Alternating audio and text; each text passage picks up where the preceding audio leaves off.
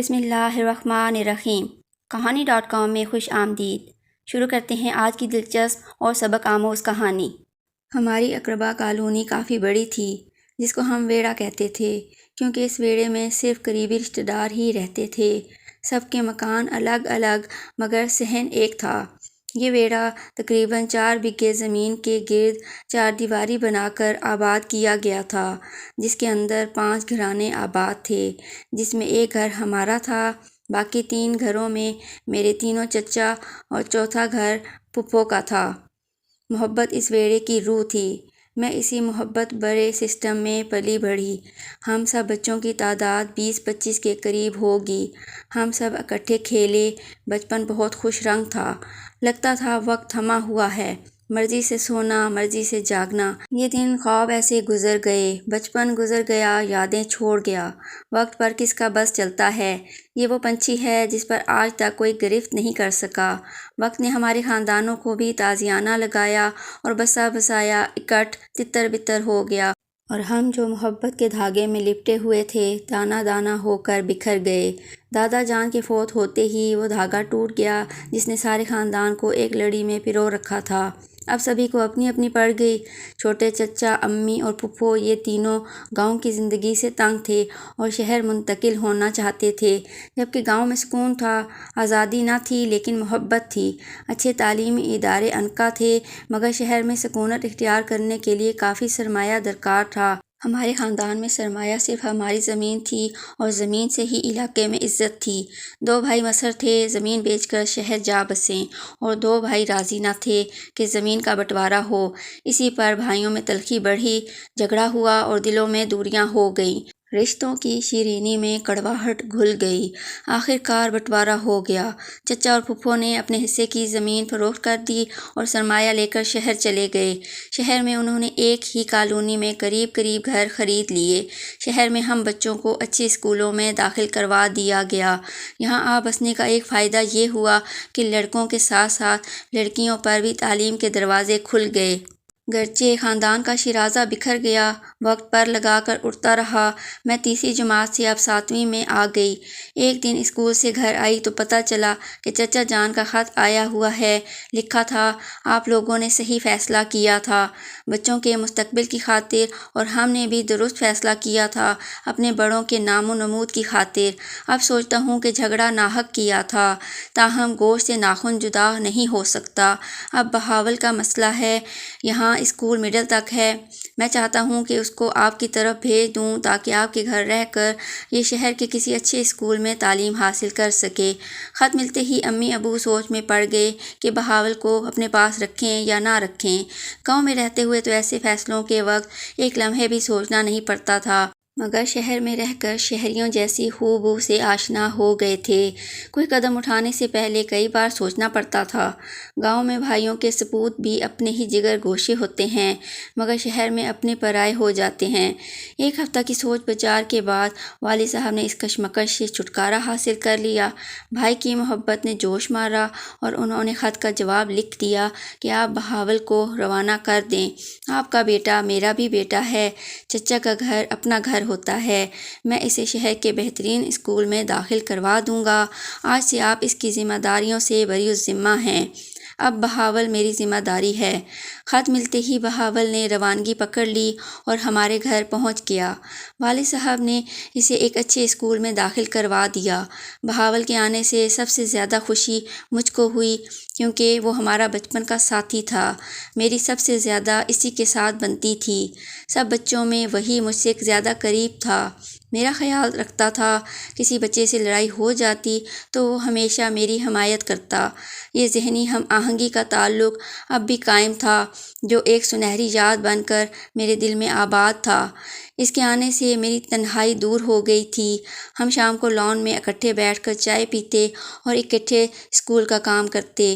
ہمارے مل بیٹھ کر باتیں کرنے پر گھر والوں کو اعتراض نہ تھا۔ میرے والدین کا خیال تھا کہ وہ جب پڑھ لکھ کر کسی لائق ہو جائے گا تو میری اس کے ساتھ شادی کر دیں گے۔ میں نے میٹرک پاس کر کے کالج میں داخلہ لے لیا اور اس نے کالج میں سائنس لے لی، کیونکہ انجینئر بننا چاہتا تھا۔ اس کو انجینئر بننے کا بے حد شوق تھا، تبھی وہ خوب محنت کر رہا تھا۔ امی نے باتوں باتوں میں اس کو جتلا دیا تھا کہ تم کچھ بن کر دکھاؤ، تبھی تم کو تمہاری مراد مل سکتی ہے۔ بہاول خوب سمجھتا تھا کہ تائی کیا کہنا چاہتی ہیں۔ دن رات محنت کر کے اس نے اچھے نمبر لیے تو انجینئرنگ میں داخلہ مل گیا۔ وہ لاہور چلا گیا۔ اس کے جانے سے میں ہی نہیں سارا گھر اداس ہو گیا۔ وہ یہاں تھا تو لگتا تھا کہ موسم خزاں میں بھی بہاروں کا راج ہے۔ اب تو بہار بھی خزاں جیسی ہو گئی تھی۔ 12ویں کے بعد میرا تعلیمی سلسلہ ختم ہو گیا، کیونکہ انہی دنوں میرے ماموں اپنی فیملی کے ہمراہ کراچی سے ہمارے گھر آئے۔ انہوں نے امی سے کہا، لڑکیوں کو زیادہ کیا پڑھانا، انہوں نے تو گھر بسانا ہوتا ہے۔ زیادہ تعلیم یافتہ لڑکیاں عمدگی سے گھر نہیں بسا سکتیں۔ وہ گھریلو کام کاج کو اپنے شایان شان نہیں سمجھتیں۔ بہتر ہے کہ تم لڑکی کو کالج اور یونیورسٹی کے چکر سے نکال کر گھر بٹھا لو، گھرداری اور کوئی بہتر ہنر سکھاؤ۔ امی ماموں سے بہت زیادہ پیار کرتی تھیں۔ انہوں نے فوراً ان کا مشورہ مان لیا، گرچہ ابو مزید تعلیم دلوانا چاہتے تھے، مگر والدہ نے اپنی مرضی کر لی۔ مجھے کالج چھوڑنے کا بہت غم ہوا۔ سوچتی تھی کہ تعلیم کی خاطر ہی تو ہم گاؤں چھوڑ کر شہر آئے تھے، اپنا سندر پیارا ویڑا چھوڑا جہاں سب کے ساتھ رہنے کا ایک اپنا ہی مزہ تھا۔ عزیزوں میں جدائی پڑی تب بھی امی کو اعلیٰ تعلیم اپنے بچوں کو دلانے کا خبت سوار تھا، اور اب انہوں نے اپنے بھائی اور بھابھی کے کہنے پر خود اپنے پاؤں پہ کلہاڑی مار لی۔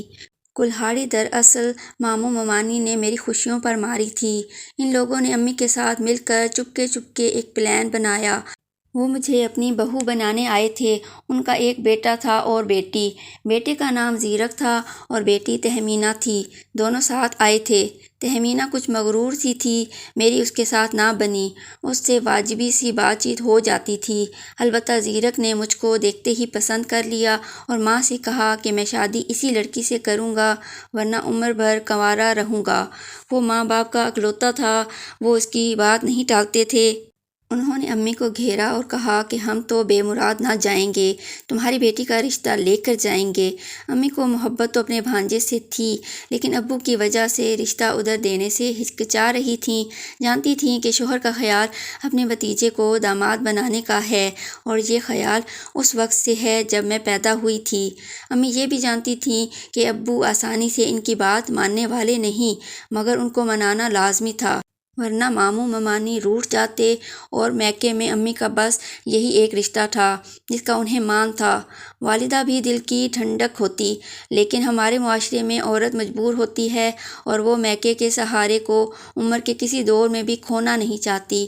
میکے کا سہارا عورت کے لیے کڑی دھوپ میں چھاؤں جیسی حیثیت رکھتا ہے۔ خدا جانے کب، کس وقت، کس بات پر اور کس عمر میں خاوند ناراض ہو جائے، گھر سے نکال دے، طلاق پکڑا دے، تب عورت کہاں جائے۔ میکے کا در کھلا ہو تو سسرال والے بھی گھر سے نکال باہر کرنے کی دھمکی دینے سے ڈرتے ہیں۔ یہ بھی ایک وجہ تھی، لیکن یہ بات بھی اٹل تھی کہ ماں اور ماموں میں محبت بھی انتہا درجے کی تھی۔ اولاد کی خوشی تو کیا، امی اپنے بھائی پر جان بھی قربان کر سکتی تھیں۔ وہ میرے دل کی کیفیت کو سمجھتی نہ تھیں۔ شاید تبھی انہوں نے یہ فیصلہ کر لیا کہ وہ میری شادی ہر حال میں زیرک سے کریں گی۔ تبھی تو مجھ سے پوچھنا بھی گوارا نہ کیا۔ جب کالج جاتی تھی تو زندگی کی ایک روٹین سی بن گئی تھی۔ اب کالج بند ہوا تو دل بہت گھبرایا۔ امی نے ماموں کو مجبور کیا کہ تم بھی کراچی چھوڑ کر بہاولپور میں گھر لے لو، تب ہی میں تم کو بیٹی کا رشتہ دوں گی۔ ماموں نے ایسا ہی کیا، جس کا نتیجہ یہ نکلا کہ زیرک دن رات اب ہمارے ہی گھر پر رہنے لگا۔ سچ بات تو یہ ہے کہ زیرک ایسا برا نہ تھا۔ وہ خوبرو تھا، ہونہار طالب علم تھا اور CSS کی تیاری کر رہا تھا۔ اس کا مستقبل روشن تھا۔ ماموں کی کافی جائیداد اور زرعی زمین بھی تھی۔ وہ بہت خوشحال تھے۔ ماموں نے امی سے کہا کہ میں اپنی آدھی جائیداد ابھی اور اسی وقت تمہاری بیٹی کے نام لکھ کر دینے کو تیار ہوں، تم رشتے سے انکار مت کرنا۔ امی نے آہستہ آہستہ ابو کو منا ہی لیا۔ ان کی لاکھوں کی جائیداد میرے نام ہو رہی تھی، تب امی نے میرا رشتہ زیرک کو دینے کی حامی بھر لی۔ یوں میری امید کا آخری چراغ بھی بجھ گیا۔ بہاول کو خبر نہ تھی کہ کیا ہونے جا رہا ہے۔ میری انگلی میں زیرک کے نام کی انگوٹھی پڑ چکی تھی۔ منگنی کے بارے میں امی نے کسی کو کانو کان خبر نہ ہونے دی۔ مبادا پھپھو، تایا، چچا سب ایک ہو کر مخالفت پر اتر آئیں، یوں بنا بنایا کام بگڑ جائے گا۔ بہاول نے جب سے انجینئرنگ میں داخلہ لیا تھا چھٹیوں میں اپنے والدین کے پاس گاؤں چلا جاتا تھا۔ وہ ادھر کم ہی آتا تھا کیونکہ امی اب اس کو زیادہ لفٹ نہیں کراتی تھیں۔ مجھ پر بھی پابندی لگا دی کہ میں اپنے چچا زاد سے زیادہ بات چیت نہ کروں۔ ایک دن بہاول آیا، امی گھر پر نہ تھیں۔ اسے مجھ سے بات کرنے کا موقع مل گیا۔ میں نے سوچا وقت ہے کہ اس کو حقیقت سے آگاہ کر دوں۔ خدا جانے یہ کیا سوچ رہا ہے، اور جب عین وقت پر اصل معاملے کی خبر ہوگی تو اس کو دکھ ہوگا۔ میں جانتی تھی کہ وہ مجھ سے محبت کرتا ہے، میں بھی اس سے ہی شادی کی خواہش مند تھی۔ اب میری ہمت نہ پڑتی تھی کہ اس کو کیسے بتاؤں۔ میری منگنی زیرک سے ہو چکی ہے۔ سوچ رہی تھی کس طرح بات شروع کروں کہ اس نے خود مجھ سے پوچھ لیا، تمہاری انگلی میں یہ کیسی انگوٹھی ہے؟ کہیں تم نے منگنی تو نہیں کروا لی؟ پھر خود ہی ہنس پڑا، بولا میں مذاق میں پوچھ رہا تھا اور تمہارا منہ اتر گیا۔ اچھا بھئی، شوق میں پہنی ہے تو لاکھ دفعہ پہنو، لیکن یاد رکھنا سگائی کسی اور سے نہ کروا لینا۔ تم ہی سے میرا جیون ہے، میرا مستقبل، میری زندگی تم سے ہی ہے۔ اگر تم نے اس موڑ پر مجھ سے منہ موڑ لیا تو میں 1 منٹ میں انجینئرنگ کو لات مار کر آ جاؤں گا اور کسی مزار پر فقیر بن کر بیٹھ جاؤں گا۔ میں یہ ساری محنت تمہاری خاطر اور چچی کی شرط پوری کرنے کے لیے کر رہا ہوں۔ وہ اس قدر سنجیدہ تھا کہ میں سن رہ گئی۔ جو بات کہنا چاہتی تھی وہ حلق میں پھنس کر رہ گئی۔ میری ہمت ہی نہ ہوئی کہ ایک لفظ آگے کہوں۔ بس اسی قدر بول پائی کہ فرض کرو میری انگلی میں یہ انگوٹھی منگنی کی ہے تو کلام اللہ کی قسم 1 منٹ کی دیر کیے بغیر کالج چھوڑ کر کسی مزار کا فقیر بن جاؤں گا، یا پھر دن رات مسجد میں بیٹھ کر اللہ اللہ کروں گا۔ میں سہم کر چپ ہو گئی۔ سوچا ابھی اس کو کچھ بتانے کا وقت نہیں ہے۔ یہ واقعی انجینئرنگ کالج کو چھوڑ آئے گا جبکہ وہ 3 سال پڑھ چکا تھا اور اب آخری سال رہتا تھا۔ 1 سال تک میری شادی کا بھی امکان نہ تھا کیونکہ میں نے امی سے منوا لیا تھا کہ میں گھر پر پرائیویٹ طور پر تیاری کروں گی اور جب تک گریجویشن مکمل نہ کر لوں آپ میری شادی نہ کریں گی۔ 1 سال تک 5 وقت نماز میں یہی دعا کرتی رہی کہ خدایا کوئی معجزہ ہو جائے اور میری شادی زیرک سے نہ ہو، یہ منگنی ٹوٹ جائے اور میری شادی بہاول سے ہو جائے، کیونکہ مجھ میں بغاوت کی ہمت نہ تھی۔ ہمارے گھر کا ماحول ایسا نہ تھا کہ میں اپنی مرضی چلا سکتی یا بغاوت کرتی۔ مجھے ہر حال اپنے والدین کے آگے سر کو جھکانا تھا۔ میری دعاؤں میں کوئی کمی تھی کہ اللہ نے میری ایک نہ سنی۔ میں نے گریجویشن مکمل کر لی تو ماں میری شادی کی تیاریوں میں لگ گئیں۔ انہی دنوں بہاول بھی انجینئرنگ کی تعلیم مکمل کر کے گھر آ گیا۔ چچا چچی بہت شادمان تھے کہ ان کا بیٹا گاؤں کا پہلا انجینئر بن چکا ہے۔ وہ خوش خوش میرا رشتہ مانگنے ہمارے گھر آئے۔ وہ پہلی بار شہر آئے تھے اور اس یقین کے ساتھ کہ ان کا دامن مراد پھولوں سے بھر جائے گا۔ ان کو گمان بھی نہ تھا کہ ابو بدل چکے ہیں اور وہ بیٹی کا رشتہ دینے سے انکار کر دیں گے۔ ابو نے بتایا کہ میں تو بیٹی کی منگنی زیرک سے کر چکا ہوں۔ چچی چچا سکتے میں رہ گئے۔ بہاول کو تو اپنے کانوں پر یقین ہی نہ آیا۔ یہ نہیں ہو سکتا، بے اختیار اس کے منہ سے نکل گیا۔ کیوں نہیں ہو سکتا؟ ہم نے اپنی بیٹی کی منگنی تم سے نہیں کی تھی۔ جیسے تم ہم کو عزیز ہو ویسے ہی زیرک مجھ کو عزیز ہے، امی نے بہاول کو کہا۔ اس پر تایا اور چچا بولے، بھابھی لیکن پہلا حق شمیرہ پر ہمارا ہے۔ امی رونے لگیں، بولیں، کیا ننہال والے حقدار نہیں ہوتے؟ کیا سارا حق ددیال والے ہی سمیٹنے کے لیے ہوتے ہیں؟ امی کے لہجہ میں تیزی تھی۔ ہمارا بیٹا انجینئر بن گیا ہے، اس نے بڑی محنت سے اپنا مستقبل بنایا ہے۔ گاؤں کا لڑکا ہو کر اس نے ہمت نہیں ہاری۔ اگر بہاول انجینئر بن گیا ہے تو کیا میرا زیرک کچھ کم پڑھا لکھا ہے؟ انشاءاللہ وہ کمشنر لگے گا۔ میں نے بھی غیروں میں یا ہلکے خاندان میں شمیرہ کا رشتہ نہیں کیا، جو کوئی اعتراض کرے۔ غرض امی کے آگے وہ لوگ نہ ٹھہر سکے اور نہایت دل گرفتہ روتے دھوتے گاؤں چلے گئے۔ ان کے ساتھ بہاول بھی چلا گیا۔ زیرک امتحان دے چکا تھا، نتیجے کا انتظار تھا۔ نتیجہ بھی آ گیا۔ وہ مقابلے کے امتحان میں اچھی پوزیشن لے کر کامیاب ہو گیا تھا۔ بس پھر کیا تھا؟ ماموں ممانی سرخرو ہو گئے اور ابو کو جو تھوڑا بہت قلق بھتیجے کا رشتہ چھوڑنے پر تھا وہ بھی جاتا رہا۔ میری شادی دھوم دھام سے زیرک سے ہو گئی۔ روتی دھوتی رخصت ہو کر میں ماموں کے گھر چلی گئی۔ کچھ دن بہت آزردہ رہی، پھر رفتہ رفتہ شوہر سے مانوس ہو گئی۔ انہوں نے بھی میرا بہت خیال رکھا کیونکہ مجھے پسند کر کے شادی کی تھی۔ وہ ضلع کے حاکم تھے اور میں ان کے دل کی حاکم تھی۔ 2 سال بعد میں ایک بیٹے کی ماں بنی۔ اگلے سال خدا نے ایک اور بیٹا دے دیا۔ میں بچوں کی پرورش میں کھو گئی، دل کا زخم دل میں دبا دیا۔ بظاہر میں خوش نظر آتی تھی اور خوش نہ رہنے کی کوئی وجہ نہ تھی۔ سب کچھ مجھ کو حاصل تھا، بس ایک خلش تھی، یہ کہ بہاول کی نہ بن سکی تھی۔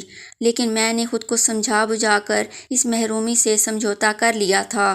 بعض لوگ سمجھوتے کر کے جی لیتے ہیں، مگر بعض سمجھوتے نہیں کر پاتے تو خودکشی کرتے ہیں یا جیتے جی مر جاتے ہیں۔ بہاول نے دوسرا راستہ اختیار کیا، خودکشی نہ کر سکا لیکن جیتے جی مر گیا۔ اس نے اپنی قسم کو پورا کیا۔ وہ میری خاطر انجینئر بنا تھا، اپنی قابلیت کو بروئے کار لانے کی بجائے میری خاطر مٹی میں مل گیا۔ وہ اپنے ہوش سے بیگانہ ہو گیا۔ اس کو دنیا کی رنگینیوں سے دلچسپی نہ رہی اور کھانا پینا، ہنسنا، بولنا، سنورنا، اوڑھنا سب چھوڑ کر گاؤں کے ایک مزار پر جا بیٹھا، جس کو لوگ وہاں پیر جی کا مزار کہتے تھے۔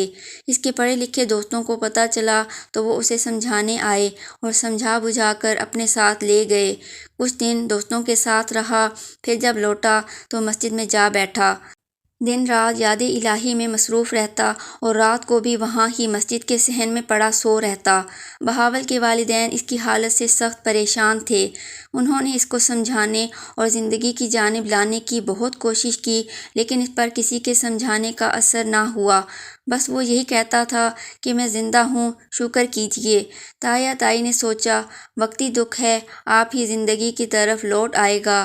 انہوں نے بہاول کو اس کے حال پر چھوڑ دیا، لیکن وہ اپنی گمسم دنیا سے نہ نکل سکا۔ سچ ہے، ہزاروں لاکھوں میں چند انسان ایسے ہوتے ہیں جو دل کے ہاتھوں پوری طرح خواندہ برباد ہو جاتے ہیں، پھر ان کو کسی خوشی، کسی ساتھی، کسی گھر کی ضرورت نہیں رہتی۔ وہ اپنے آپ میں مست رہ کر دنیا کی ریاکاری سے نجات پا لیتے ہیں۔ بہاول بھی انہی میں سے ایک تھا، جو جھوٹی زندگی کی جھوٹی خوشیوں سے سمجھوتا نہ کر سکا۔ کچھ عرصہ بعد بالآخر امام مسجد صاحب کے سمجھانے پر وہاں سے گھر آ گیا۔ جب کسی طور سکون نہ ملا تو سکون کی تلاش میں خدا جانے کس جانب نکل گیا۔ تب سے اب تک 28 برس ہونے کو آئے ہیں، بہاول خدا جانے کہاں ہے۔ یہ تھی آج کی کہانی۔ اگر ویڈیو پسند آئے تو اسے لائک اور شیئر کریں، چینل کو سبسکرائب کریں اور بیل نوٹیفیکیشن آن کر دیں تاکہ ہماری آنے والی ہر کہانی آپ کو بر وقت مل سکے۔ کمنٹس میں اپنی قیمتی آراء سے ضرور آگاہ کریں۔ اپنا اور اپنے چاہنے والوں کا بہت زیادہ خیال رکھیں۔ اللہ حافظ۔